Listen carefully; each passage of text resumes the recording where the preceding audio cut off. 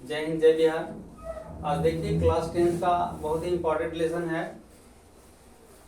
लौट कर आऊंगा।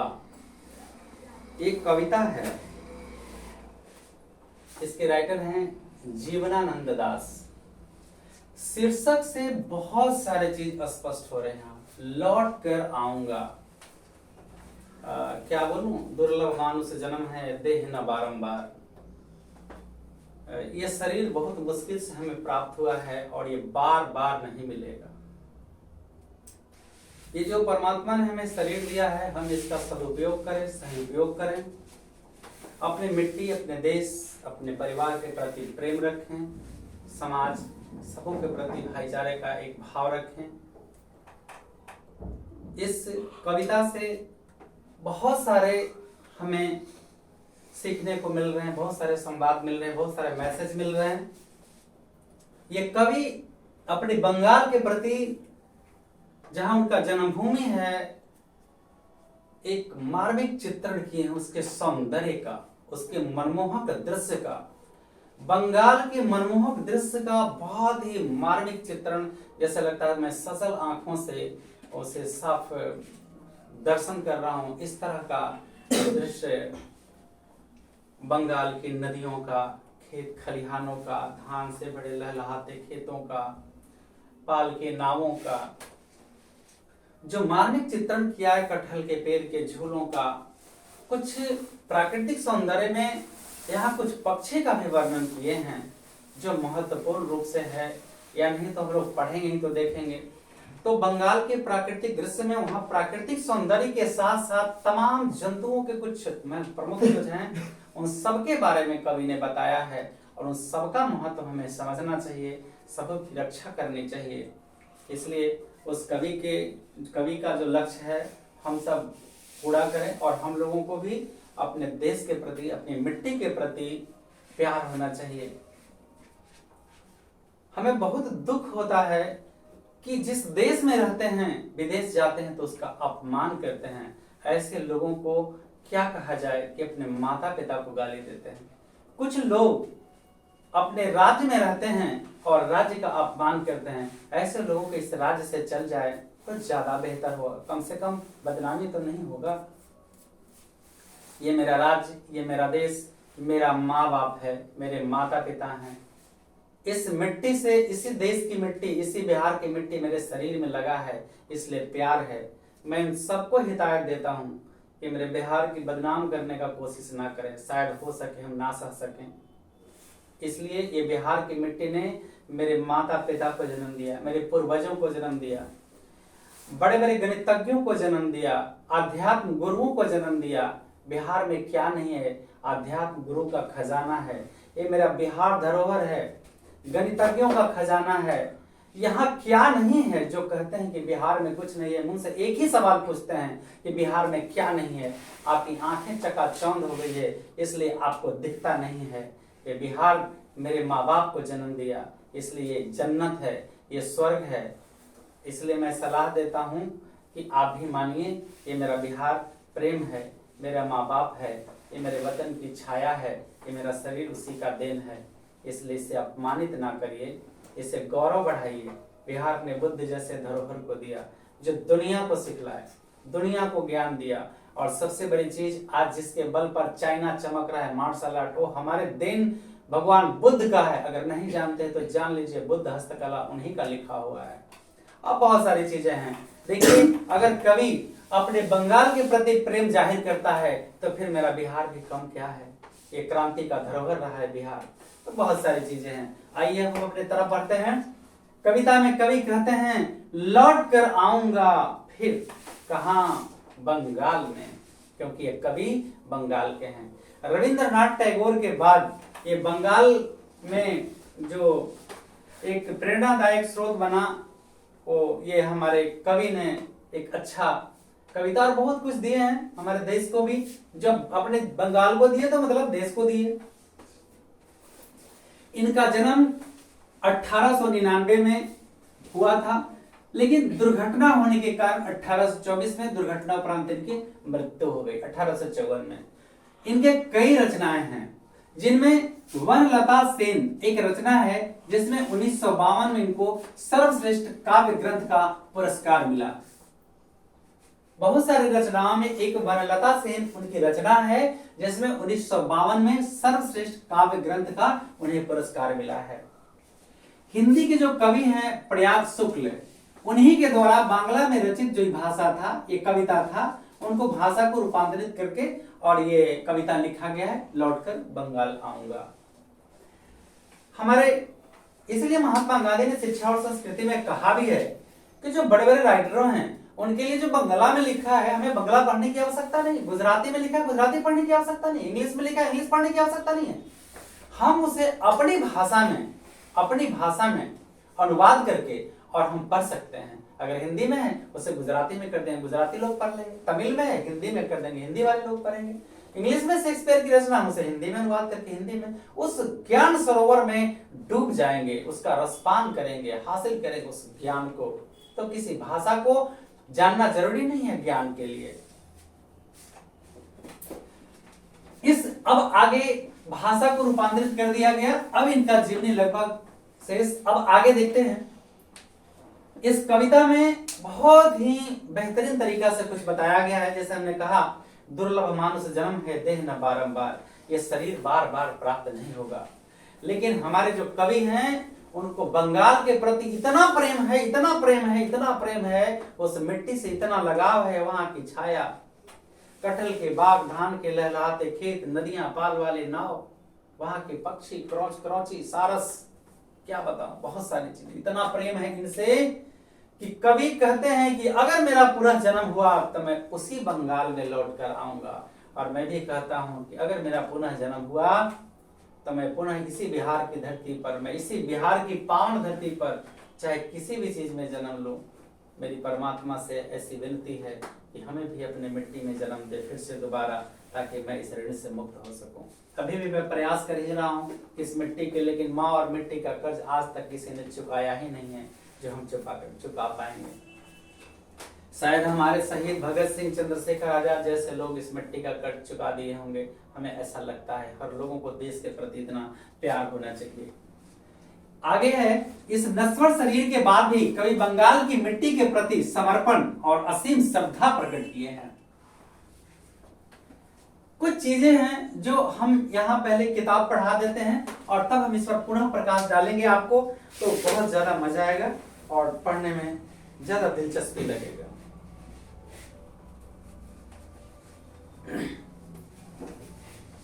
कवि कहते हैं, लौट कर आऊंगा फिर, खेत है जहां धान के, खेत है जहां धान के, बहती नदी के किनारे फिर आऊंगा लौटकर। कवि बंगाल का अनुपम दृश्य सौंदर्य प्रकट किए हैं। कहते हैं खेत है जहां धान के, वो बंगाल के उसी धान के खेत में वो पुनः उसी धान के, जहां धान का खेत है, जहां बहती हुई नदियां हैं, कहते उसके किनारे मैं फिर लौट कर वापस आऊंगा अगर पुनर्जन्म हुआ तो। एक दिन बंगाल में नहीं शायद होऊंगा मनुष्य। कभी देखिए कितनी बड़ी कल्पना की है, ये प्रेम होता है अपनी मिट्टी के प्रति। एक दिन बंगाल में नहीं शायद होऊंगा मनुष्य तब। कहते हैं कवि कि अगर मेरा पुनः जन्म मनुष्य में नहीं हुआ तब भी मैं बंगाल में ही होऊंगा अबाबिल, या फिर कौवा उस भोर का फूटेगा नई धान की फसलें पर जो। यहीं पर आगे देखते हैं। कहते हैं एक दिन बंगाल में नहीं शायद होऊंगा मनुष्य। कहते हैं कि अगर मैं मनुष्य नहीं बन सका तो मैं बंगाल की मिट्टी में ही जन्म लूंगा। कैसे? होऊंगा अबाबिल। अबाबिल एक प्रकार का काले रंग का छोटे सा चिड़िया होता है जो उजाड़ मकान में, जैसे मकान ढहा हुआ रहता है ना, उसी में वो ज्यादातर वो चिड़िया रहती है, अबाबिल। तो कहते हैं कि मैं मनुष्य नहीं बन सका तो अबाबिल चिड़िया बनकर आऊंगा। कहीं जगह नहीं मिला तो मैं उजाड़ मकान, देखिए कहता है कि बंगाल से इतना प्रेम है कि कहीं भी नहीं जगह मिलेगा तो उजाड़ मकान में रहता है ना अबाबिल, मैं भी वहीं कहीं रह लूंगा, लेकिन आऊंगा मैं लौट कर बंगाल में ही। कुछ लोग इतने ऐसे लोग हैं, बुज़दिल तो ना कहूंगा उन्हें, ये तो हक नहीं है हमें कहने का, लेकिन जिस वतन की मिट्टी लगा होता है, जिस राज्य की मिट्टी लगा होता है, उसका अपमान करते हैं, उन्हें जरा भी सोचना चाहिए इस पर एक बार पुनः।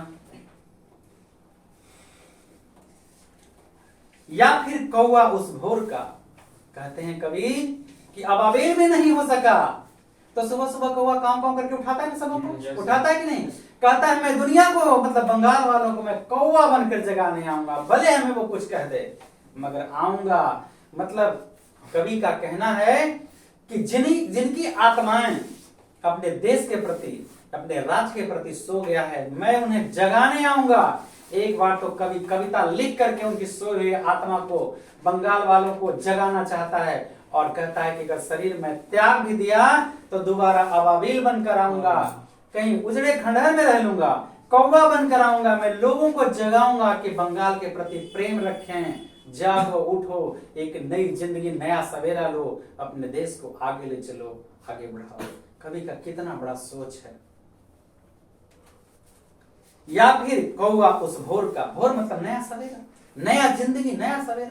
भोर का मतलब सुबह का जगाने वाली बात नहीं। कवि कहता है कि मैं ऐसी प्रेरणादायक शब्द बोलूं जिससे वो जागे, आज के शोषण का शिकार न बने। आज दूसरे लोग शोषित हो रहे हैं, समाज में उपेक्षित हो रहे हैं। कहा कि मैं उन लोगों को जगाने के लिए प्रेरित करूंगा, जागो उठो, सवेरा हो चुका है, अब नई दुनिया बनाओ, नया संसार की रचना करो, अपने देश का विकास करो। कवि का ये मकसद है कहने का। भोर का फूटेगा नहीं धान की फसलें पर, धान का फसल तो एक बहाना है, वहां मतलब लगता है कि 12 मास धान का उत्पादन होता है। बहुत अच्छा, तो उदाहरण ये धान का लहराते, ये बंगाल की सौंदर्य के प्रति सौंदर्यता का प्रेम दिखाए हैं। कवि कहते हैं कि मैं सबों को प्रेरणा का स्रोत बनूंगा, चाहे जिस रूप में आऊं, पर बंगाल में आकर बंगाल के लोगों को जगाऊंगा। और मेरे बंगाल की मिट्टी ने क्या क्या दिया है, सुभाष चंद्र बोस, रविंद्रनाथ टैगोर, बंकिम चंद्र चटर्जी, मतलब रत्न का भंडार दिया है। अगर दिया है कुछ मुल्क में तो हमारा बिहार। कैसे कैसे कैसे शेर जागीर पैदा किया है हमारा बिहार। वीर कुंवर सिंह, कितने के नाम बताऊं, जिसने क्या एक बार बताए थे गांधी जी के नाम बचाने वाले बत्तख मियां। भाई कितने का नाम बताऊं भाई, तिलका मांझी, कितने का नाम बताऊं। ये तो रत्न से भरा है मेरा बिहार, पावन भूमि है भगवान बुद्ध का। तो दशरथ मांझी दुनिया को सिखा गए कि मैं जो चाह जहां रहा। लोग कहते हैं चाह जहां रहा, लेकिन दशरथ मांझी ने चाहा तो पहाड़ के तोड़ के राह बना दिया, साबित करके दिखाया। इस बिहार में लोग कहते हैं नहीं है, क्या नहीं है भैया? अगर है तो आमने सामने करके बैठ जाओ और बता दे बिहार में क्या नहीं है।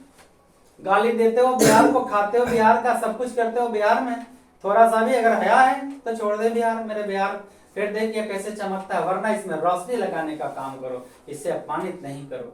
अब कुछ लोग गांव में रहते हैं, गांव का अपमान करते हैं। कुछ लोग तो जिसका खाते हैं उसका भी अपमान कर देते हैं। अब जैसे तुमको हम पढ़ा रहे हैं, बोलेंगे तुम एक नंबर का बेवकूफ हो, तो तेरे ही पैसे तो मेरे घर आते हैं, इसी से तो मेरे सब कुछ होते हैं, तो तुम बेवकूफ हो या हम बेवकूफ हैं? स्कूल किससे है, बच्चे से या टीचर से? बच्चे से। मंदिर किससे है, भगवान से या भक्त से? भक्त से। भक्ति नहीं तो कौन जानेगा भगवान को, उसकी क्या अस्तित्व है। इस तरह से आप तो मेरे देश के धरोहर हो, कल सेना बनोगे, कल कुछ बनोगे, क्या पता है किसको कि कौन क्या बनेगा। तो चलिए आप भी अपने देश के प्रति प्रेम रखिए, कल जिम्मेवारी है आपकी। अपनी जिम्मेवारी को जब आप पढ़ेंगे तभी जिम्मेवारी समझेंगे, नहीं तो जिम्मेवारी कैसे समझ पाएंगे। परिवार क्या है, घर क्या है, गृहस्थी क्या है, समाज क्या है, देश क्या है, इन सबों को समझना है। तो ये कवि से सीखिए। कवि आपके अंदर प्रेरणा भर रहे हैं कि अपने वतन के प्रति, अपने राज्य के प्रति, समाज के प्रति, देश के प्रति प्रेम रखिए। खोजिए, मन में सौंदर्य खोजने की जरूरत है।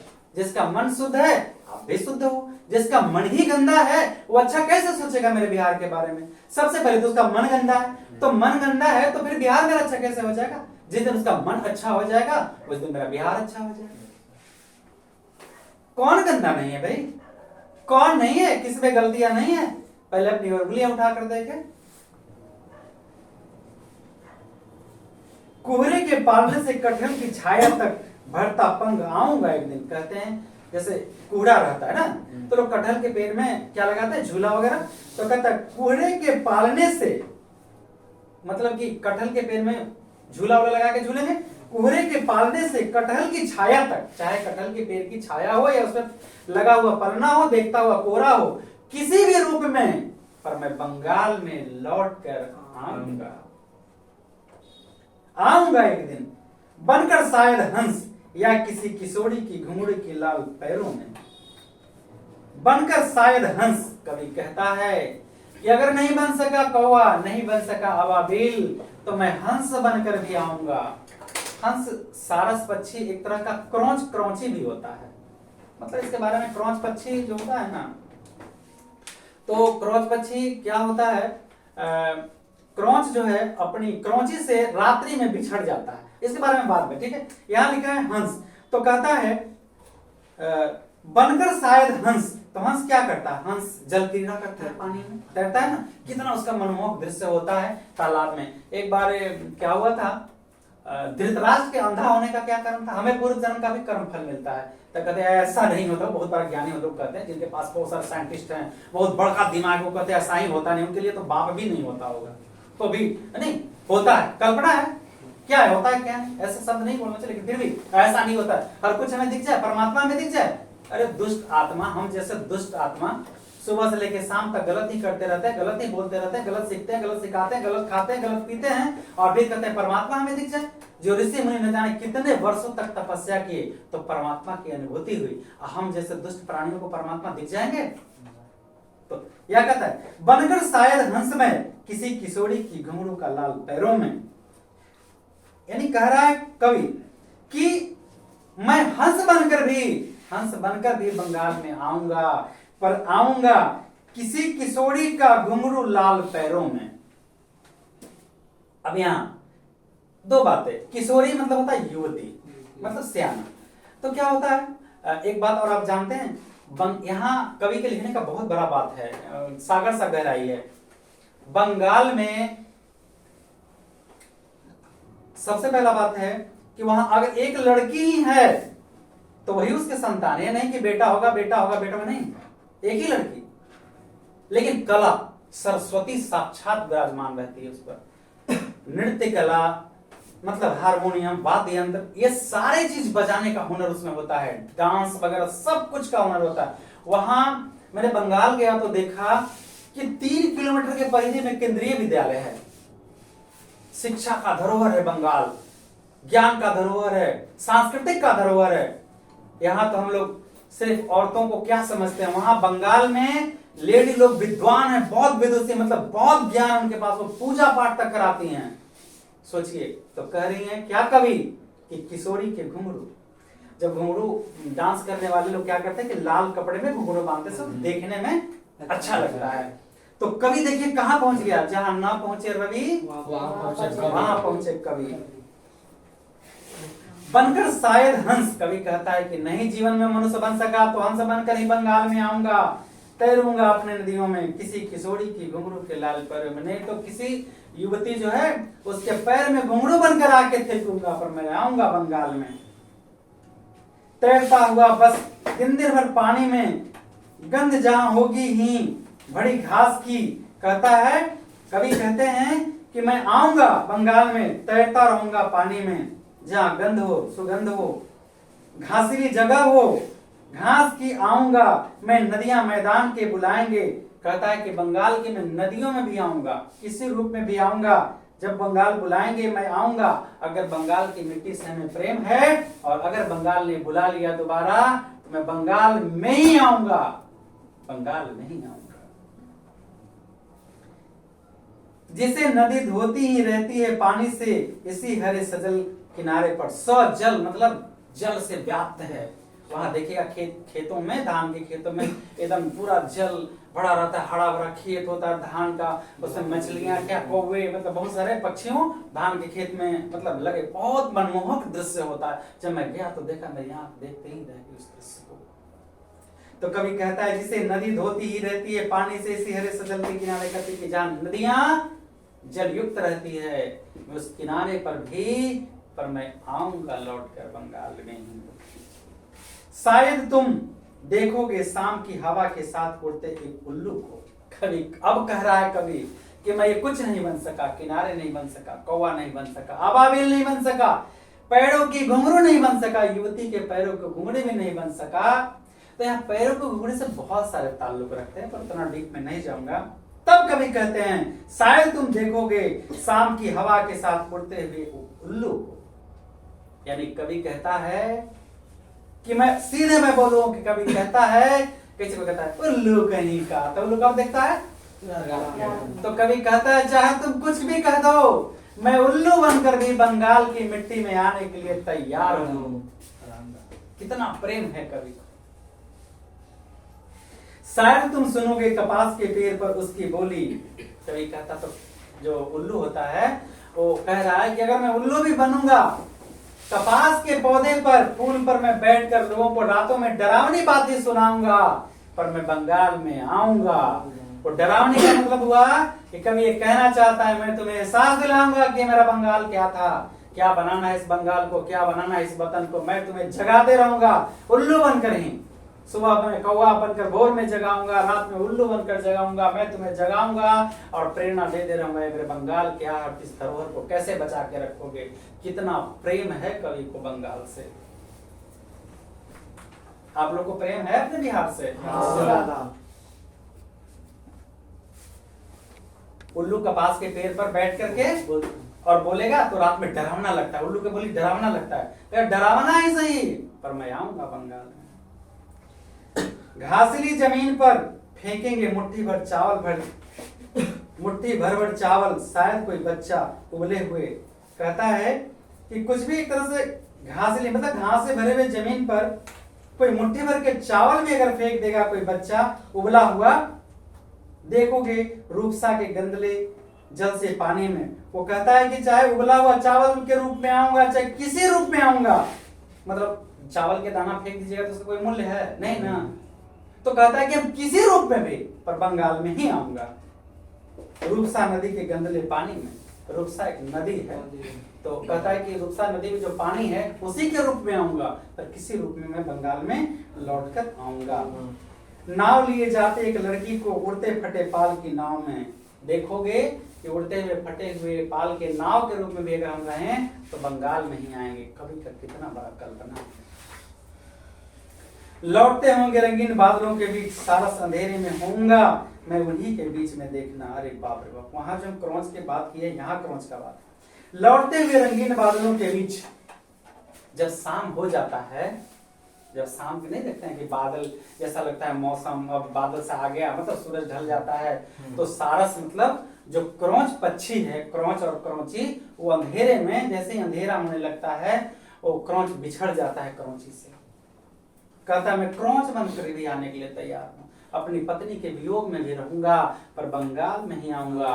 बंगाल वालों को रात भर वो सोचेंगे कि अपनी पत्नी के वियोग में है क्रौची, के वियोग में है क्रौच, पर मैं बंगाल वालों को जगाने आऊंगा। जागो, एक नया बंगाल का रचना करो, विकास करो अपने बंगाल का, अपनी धरती के मिट्टी पर एक नया सौंदर्य फैला दो।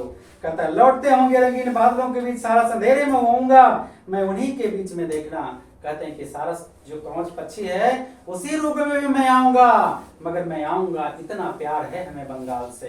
क्रौच पक्षी जो है ना, रात में क्रौची से बिछड़ जाता है, बेचारा वियोग में रहता है। तो कवि कहाँ लौट कर आने की बात करता है?